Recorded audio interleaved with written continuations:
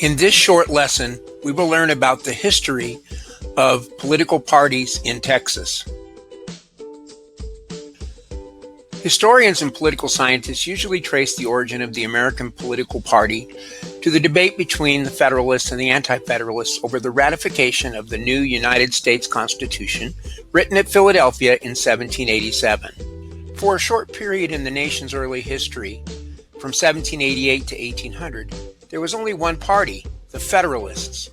However, for most of the nation's history, the United States has had two major parties, the Democratic Party and the Republican Party.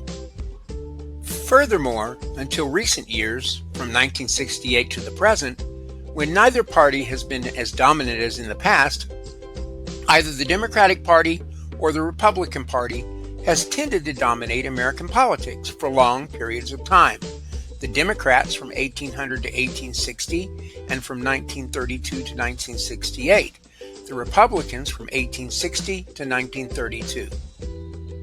Third parties have never had much success at the national level in terms of electing their own candidates. Nevertheless, on a few occasions, they seem to have played a spoiler role in determining which of the two major parties was victorious in a presidential election. The development of political parties in Texas, since it secured its independence from Mexico, has been a different story from that in the nation as a whole. For one thing, political parties were slower to develop in Texas than they were in the United States. In fact, during the time that Texas was an independent nation called the Republic of Texas, there really were no political parties. In addition, for about 1/4 of a century, after Texas in 1845 became a state within the United States, there was in reality one political party, the Democratic Party. In fact, except for a very short time after the American Civil War, when the Republican Party was in control of the state's government from 1867 to 1874, the Democrats enjoyed almost uncontested control of the state for the rest of the 19th century. Continuing into the 20th century, the Democrats maintained their overwhelming domination of the state's politics for approximately the first 60 years of the century, with only limited competition from the Republican Party and occasionally from third parties such as the Populists.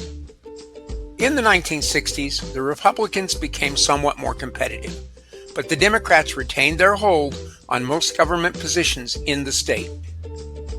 That is until the mid-1990s, when the Republican Party, for the first time since Reconstruction, assumed control of most state offices. In the first decade of the 21st century, the Republican Party has become just as dominant in Texas politics at the state level as the Democratic Party was for a very long time. The history of Texas political parties can be summarized in 5 eras into which the state's political history can be divided. The first era involved personalities and not parties, and this lasted from 1836 to 1845. There were no political parties in Texas, just personalities.